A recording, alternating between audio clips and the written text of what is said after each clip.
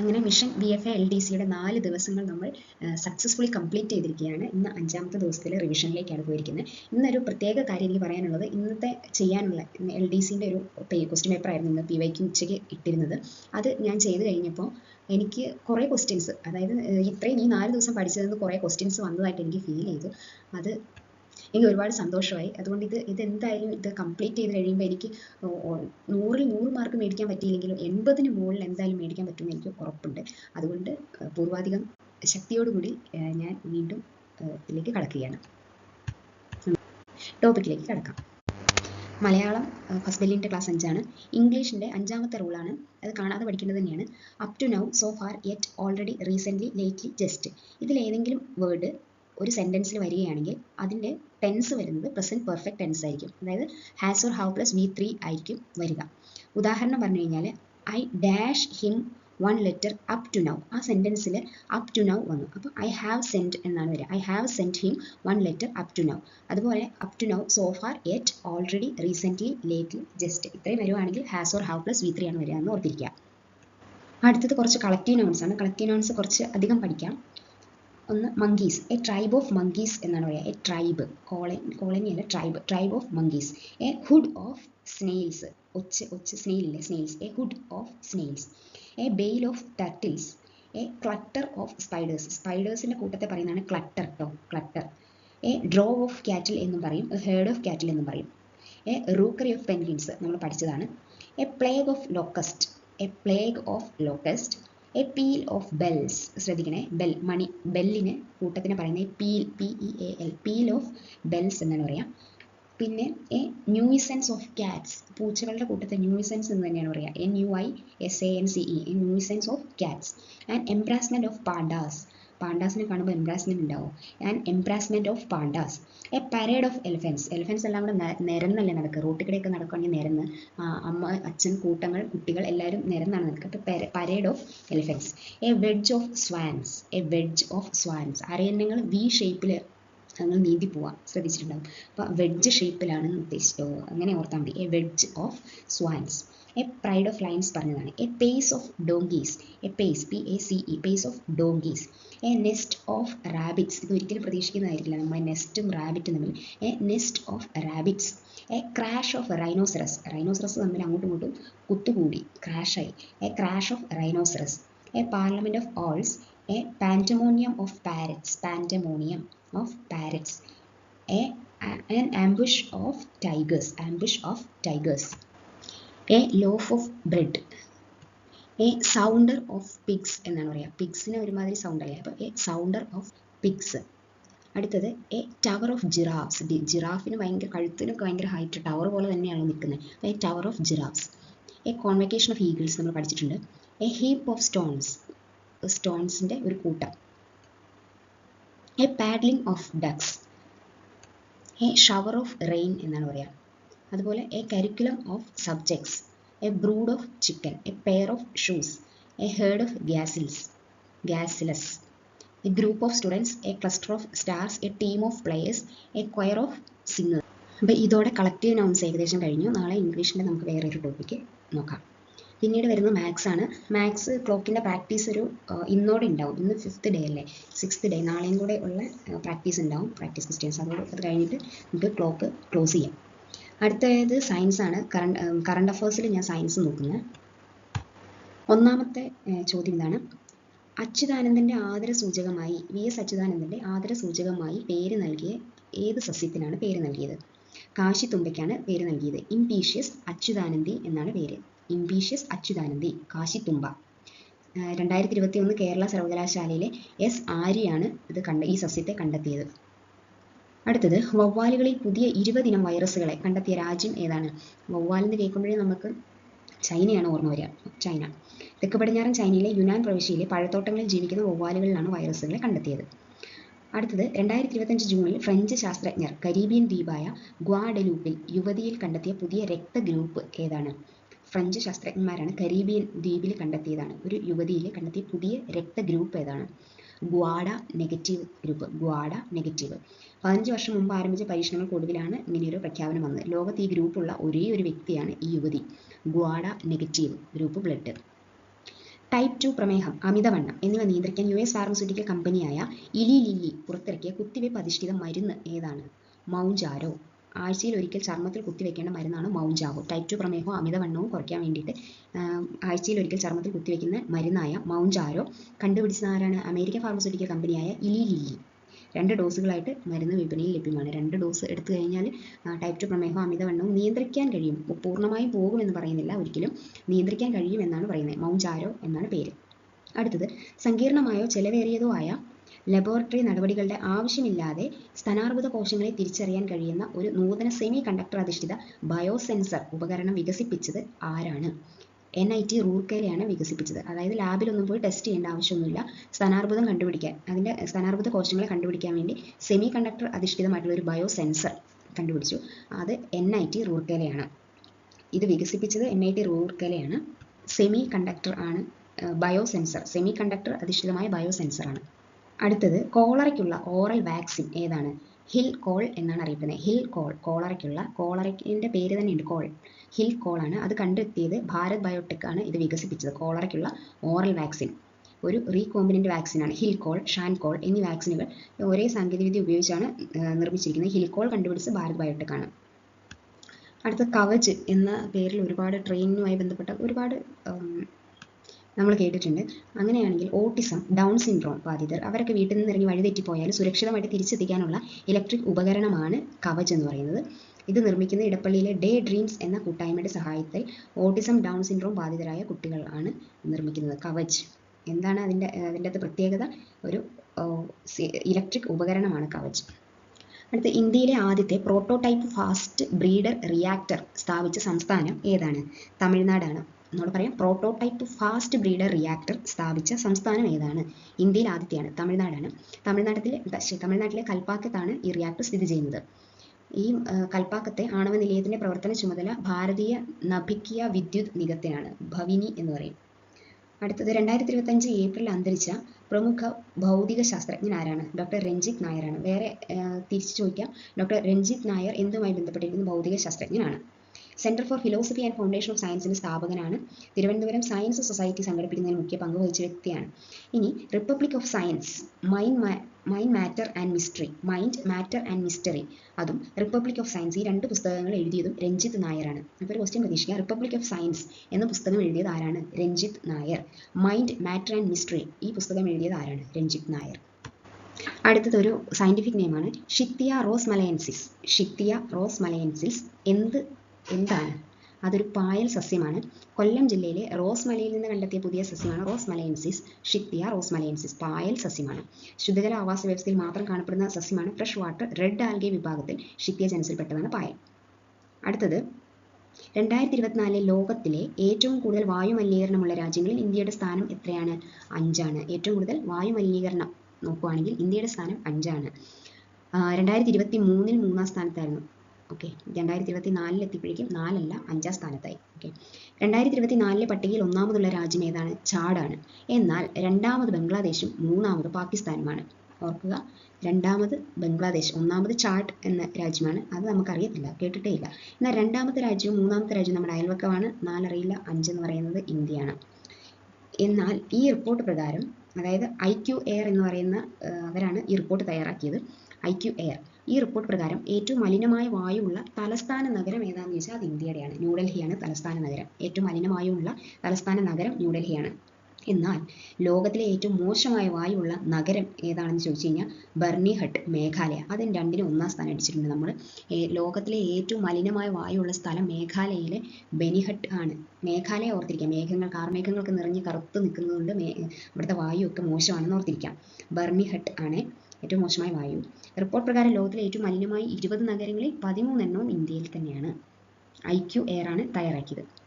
അടുത്തത്, ഫെറോമ തബോറൻസ് എന്ന് പറയുന്നത് ഈ അടുത്തിടെ കണ്ടെത്തിയ ഒരു ഐസോപോഡാണ്. ഫെറോമ തബോറൻസ് ഒരു ഐസോപോഡാണ്. അതായത് കരയിലും വെള്ളത്തിലും ജീവിക്കുന്ന ഒരു ഐസോപോഡാണ് ഫെറോമ തബോറൻസ്. ഇത് എവിടെ നിന്നാണ് കണ്ടെത്തിയത്? മൺട്രോ തുരുത്തിൽ നിന്നാണ്. കേരളത്തിലെ മൺട്രോ തുരുത്തിൽ നിന്ന് കണ്ടെത്തിയ പുതിയിനം ഐസോപോഡാണ് ഫെറോമ തബോറൻസ്. കരയിലും വെള്ളത്തിലും ജീവിക്കുന്നു. 14 കാലുകളും 4 സ്പർശന ശക്തിയുള്ള കൊമ്പും ഉള്ളതാണ്. 4 കൊമ്പും ഉണ്ട്, 14 കാലും ഉണ്ട്. ഓക്കെ, കണ്ടൽ ചെടിയുടെ ഇടയിലുള്ള തടികളിലാണ് ഈ ഫെറോമ തബോറൻസ് തപസിരിക്കുന്നതെന്ന് ഓർത്തിരിക്കുക. ഓക്കെ, അടുത്തത്, എലിറ്റേറിയ ഫേസിഫെറ, എലിറ്റേറിയ ടൂലിപ്പിഫെറ, എലിറ്റേറിയ ഫേസിഫെറ, എലിറ്റേറിയ ടൂലിപ്പിഫെറ. ഇത് എന്ത് ഇനത്തിൽപ്പെടുന്നതാണ്? ഇത് എന്ത് ഇനമാണ്? സയന്റിഫിക് നെയിമാണ് എലിറ്റേറിയ ഫേസിഫെറ, എലിറ്റേറിയ ടൂലിപ്പിഫെറ. എലിയല്ല, പക്ഷേ അതുപോലത്തെ പേരുള്ളതാണ്. ഏലം ആണ്. ഏലം, എലിറ്റേറിയ ഫേസിഫെറ, എലിറ്റേറിയ ടൂലിപ്പിഫെറ. ഇത് അടുത്തിടെ ഇടുക്കിയിൽ നിന്നും കണ്ടെത്തിയതാണ്. തെക്കൻ കേരളത്തിലും ശ്രീലങ്കയിലും മാത്രം കാണപ്പെടുന്ന ഗ്രീൻ ഏലത്തിന്റെ വിഭാഗത്തിൽപ്പെടുന്നു. ഈ പേര് വരാൻ കാരണം ട്യൂലിപ്പ് പൂക്കളുടെ ആകൃതിയിലുള്ളത് കൊണ്ടാണ് ട്യൂലിപ്പിഫെറ എന്ന് പറഞ്ഞ പേര് വന്നത്. അടുത്തത് ബഗീര കിപ്ലിങ്ങി. ബഗീര കിപ്ലിങ്ങി എന്ന് പറയുന്നത് എന്തിൻ്റെ വർഗ്ഗമാണ്? എന്ത് ജീവി വർഗ്ഗമാണ് ബഗീര കിപ്ലിങ്ങി? അതായത് സസ്യാഹാരിയായ ഏക ചിലന്തിയാണ് ബഗീര കിപ്ലിങ്ങി. സസ്യാഹാരം മാത്രം തിന്ന് പ്ലിങ്ങി ജീവിക്കുന്ന ഒരു എട്ടുകാലിയാണ്, ചിലന്തിയാണ്. ലോകത്തിൽ കണ്ടെത്തിയിട്ടുള്ള സസ്യാഹാരിയായ ഏക ചിലന്തിയാണ് പ്ലിങ്ങി ജീവിക്കുന്ന ബഗീര കിപ്ലിങ്ങി. ഓക്കെ, ഇത് കണ്ടെത്തിയത് മധ്യ അമേരിക്കയിലാണ്. ജമ്പിങ് സ്പൈഡേഴ്സ് ഇനത്തിൽപ്പെടുന്ന ചിലന്തിയാണ് ഇത്. അടുത്തത് മനുഷ്യ ശരീരത്തിൽ നിന്ന് ആൻറ്റിബോഡി വികസിപ്പിച്ചിട്ട് അതിൽ നിന്ന് ആൻറ്റിവെനം വികസിപ്പിക്കുന്ന, അതായത് മനുഷ്യ ശരീരത്തിൽ നിന്ന് ആൻറ്റിബോഡി എടുത്തിട്ട് അതിൽ നിന്ന് ആൻറ്റിവെനം വികസിപ്പിച്ച US പൗരൻ ആരാണ്? തിമോത്തി ഫ്രീഡി ആണ്. തിമോത്തി ഫ്രീഡി. ആ കമ്പനി, അത് വികസിപ്പിച്ചെടുത്ത USലെ വാക്സിൻ കമ്പനി ഏതാണ്? സെൻറ്റി വാക്സിൻ ആണ്. അടുത്തത് മികച്ച ക്ഷയരോഗ നിവാരണ പ്രവർത്തനത്തിനുള്ള ദേശീയ പുരസ്കാരം ലഭിച്ച സംസ്ഥാനം ഏതാണ്?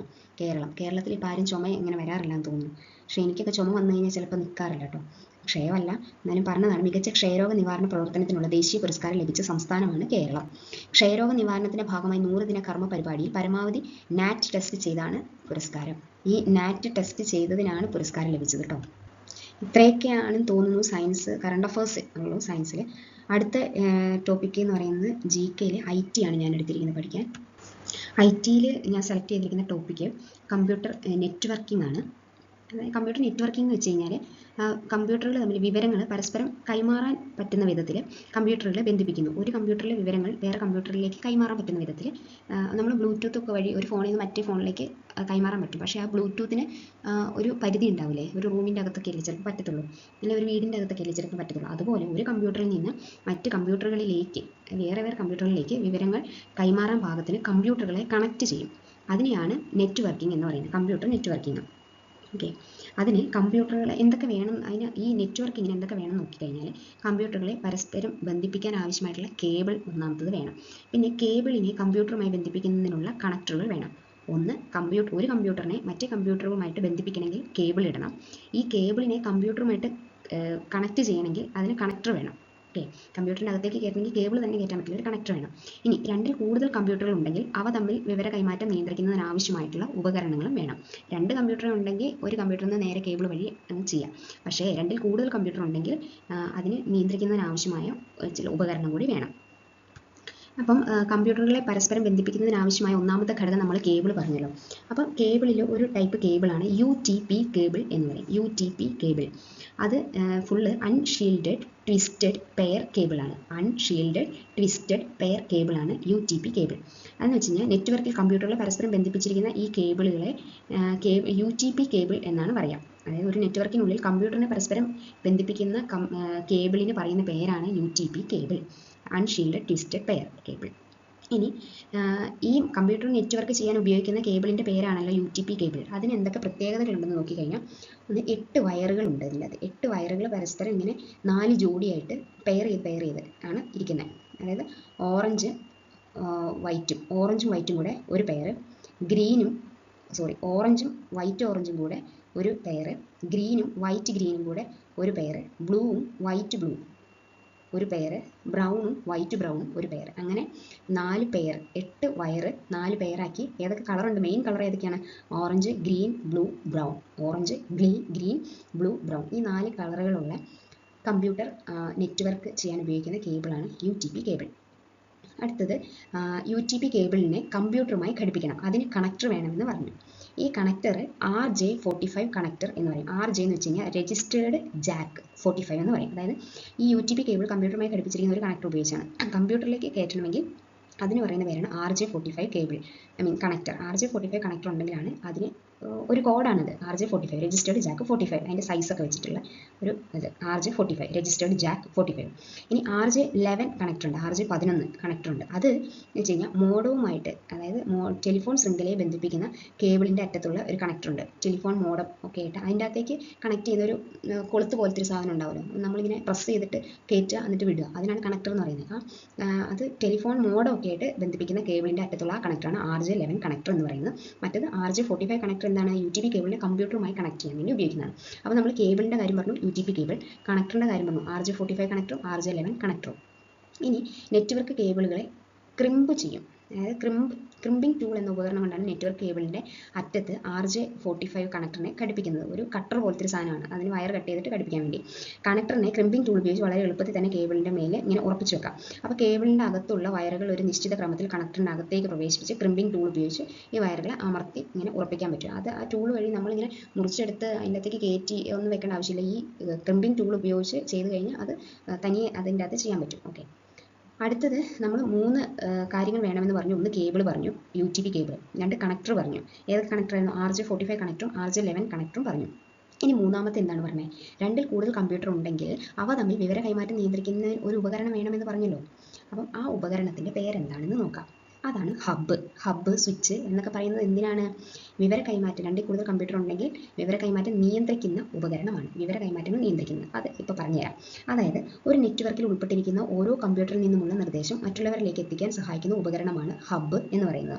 ഒരു നെറ്റ്വർക്ക് വഴി ഒരുപാട് കമ്പ്യൂട്ടറുകളെ കണക്ട് ചെയ്തിട്ടുണ്ടാവുമല്ലോ. ആ ഓരോ കമ്പ്യൂട്ടറിൽ നിന്നും നിർദ്ദേശം മറ്റുള്ള കമ്പ്യൂട്ടറിലേക്ക് എത്തിക്കാൻ സഹായിക്കുന്ന ഒരു ഉപകരണമാണ് ഹബ്ബ് എന്ന് പറയുന്നത്. നിങ്ങളൊരു ഉദാഹരണത്തിന് ഒരു അക്ഷയ സെൻറ്ററിൽ പോയി എന്ന് വിചാരിക്കാം. അക്ഷയ സെൻറ്ററിൽ ഒരുപാട് ക്യാബിനുകൾ പോലെ ഇങ്ങനെ സെപ്പറേറ്റ് ഒരുപാട് പേര് കമ്പ്യൂട്ടറുമായിട്ട് ഇങ്ങനെ നിരന്നിരിക്കുന്നുണ്ടാവും അല്ലേ. അപ്പം നമ്മൾ ഈ ഒരു കമ്പ്യൂട്ടറിൽ ഫ്രണ്ടിലുള്ള ഒരാളുടെ അടുത്തൊരു കാര്യം പറഞ്ഞു എന്ന് വിചാരിക്കും.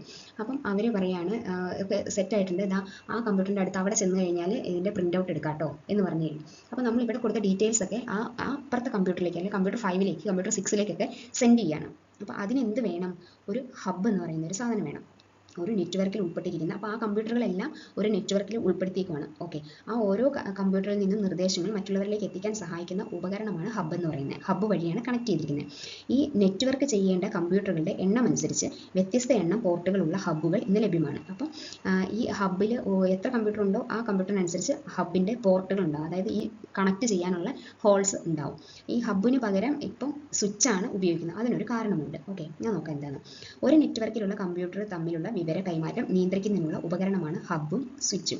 ഒരു നെറ്റ്വർക്കിലുള്ള വിവര കൈമാറ്റത്തിന് മാത്രമാണ് പറ്റത്തുള്ളൂ. അതായത് നെറ്റ്വർക്ക് എങ്ങനെയാണ് ചെയ്യുന്നതെന്ന് പറഞ്ഞല്ലോ, കേബിൾ വഴി കണക്ട് ചെയ്തിട്ട് ഒരു നെറ്റ്വർക്കിനുള്ളിൽ കൊണ്ടുവന്നു.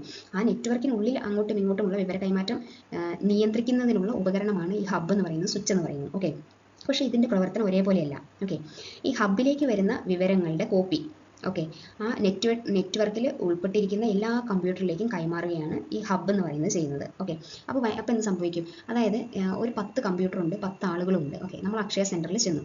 അക്ഷയ സെൻറ്ററിൽ ചെന്ന് കഴിഞ്ഞപ്പോൾ ഞാൻ ഒന്നാമത്തെ കൗണ്ടറിൽ നിൽക്കണമെന്ന് വിചാരിച്ചു. ആ ഒന്നാമത്തെ കൗണ്ടറിൽ നിന്ന് ഞാൻ പറഞ്ഞു കൊടുത്ത ഡേറ്റ എല്ലാം കൂടെ വേറെ 10ാമത്തെ കമ്പ്യൂട്ടറിലേക്ക് അയച്ചു.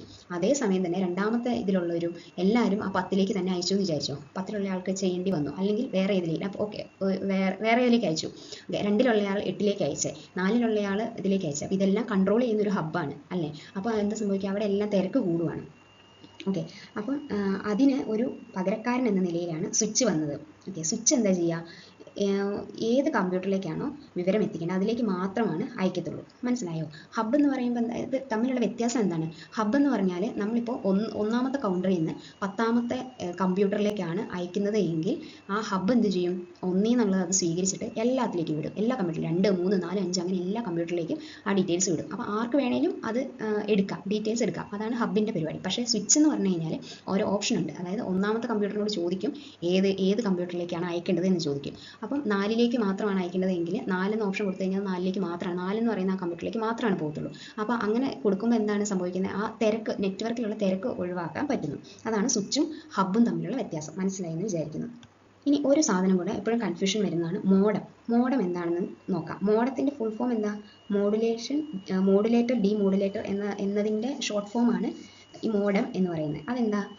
അതായത് ഈ കമ്പ്യൂട്ടറിൽ ഓരോ ഡേറ്റാസും ഓരോ വിവരങ്ങളും പ്രോസസ്സ് ചെയ്യുന്നതും അത് സൂക്ഷിച്ച് വെക്കുന്നതും ഒക്കെ എന്ത് രൂപത്തിലാണ്? ഡിജിറ്റൽ രൂപത്തിലാണ്. ഓക്കെ, ഈ ഡിജിറ്റൽ സിഗ്നലുകളാക്കി, അതായത് ഡിജിറ്റലാക്കി സൂക്ഷിച്ച് വെക്കുന്ന, ഒരു കമ്പ്യൂട്ടറിൽ സൂക്ഷിച്ച് വെക്കുന്ന സാധനങ്ങൾ നമുക്ക് സിഗ്നലുകളാക്കി ടെലിഫോൺ ലൈനിലൂടെ കടന്നു പോകണം. ഓക്കെ, അങ്ങനെ കടന്നു പോകുമ്പോൾ എന്ത് സംഭവിക്കും? ഇതിന് ശോഷണം സംഭവിക്കും. ഓക്കെ, അപ്പോൾ ഈ ഡിജിറ്റൽ സിഗ്നലുകളെ എന്താക്കി മാറ്റും? അനലോഗ് സിഗ്നലുകളാക്കി മാറ്റിയിട്ടാണ് ടെലിഫോൺ ലൈനിലൂടെ കടത്തിവിടുന്നത്. ഓക്കെ, അങ്ങനെ ടെലിഫോൺ ശൃംഖലയിലൂടെയോ മറ്റ് കേബിൾ ശൃംഖലയിലൂടെയോ ഇൻ്റർനെറ്റ് സൗകര്യം ലഭ്യമാക്കുന്നു. ഓക്കെ, അപ്പോൾ ഇൻ്റർനെറ്റ് സേവനം ലഭ്യമാക്കാൻ വേണ്ടി ഈ ഡിജിറ്റൽ രൂപത്തിലുള്ള സാധനം എന്താക്കിയാണ് വിടുന്നത്? അനലോഗ് സിഗ്നലുകളാക്കി മാറ്റിവിടുന്നു. എന്തിനാണ് ഇങ്ങനെ അനലോഗ് സിഗ്നലാക്കി മാറ്റുന്നത്? അതിൻ്റെ ഈ പോകുന്ന വഴിക്ക് അത് ശോഷണം സംഭവിക്കും. ഒട്ടും പോകാതെ, ഒട്ടും കുറയാതെ, അത് എത്രയാണ് ഇപ്പം 4 റേഞ്ച് കട്ട സിഗ്നൽ ഉണ്ടെങ്കിൽ ആ 4 കട്ടയും ആ കേബിളിലൂടെ പോകണം. ഒരു ഉദാഹരണം, ഒരു മനസ്സിലാവുന്ന രീതി പറഞ്ഞിട്ട് 4 കട്ടയും പോകണം. അല്ലെങ്കിൽ കേബിളിലൂടെ ആ ഡിജിറ്റൽ സിഗ്നൽ ഒഴുകി എത്തുമ്പോഴേക്കും 1 കട്ട 2 കട്ടയൊക്കെ കിട്ടുന്നുണ്ടെങ്കിൽ റേഞ്ച് കിട്ടത്തില്ലല്ലോ നമുക്ക്. അപ്പോൾ ആ കംപ്ലീറ്റ് ആയിട്ടും ഒട്ടും കുറയാതെ കംപ്ലീറ്റ് ആയിട്ട് അത് കിട്ടണമെങ്കിൽ ഡിജിറ്റലിനെ അനലോഗ് സിഗ്നലുകളാക്കി മാറ്റണം. എന്നിട്ട് അത് അങ്ങനെ കേബിളിലൂടെ അനലോഗായി വന്നിട്ട് ഈ മോഡത്തിലെത്തുമ്പോൾ മോഡം അത് ഐഡൻറ്റിഫൈ ചെയ്യും. അനലോഗ് ആണെങ്കിൽ അതിനെ നേരെ എന്താക്കി മാറ്റും?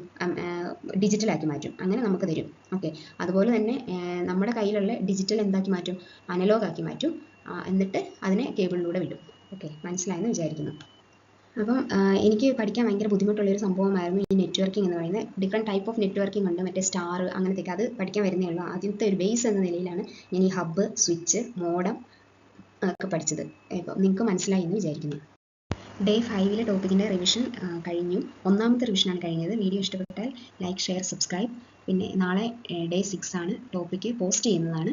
അതുപോലെ തന്നെ റിവിഷൻ നാളെ ഉണ്ടായിരിക്കുന്നതാണ്. Thank you.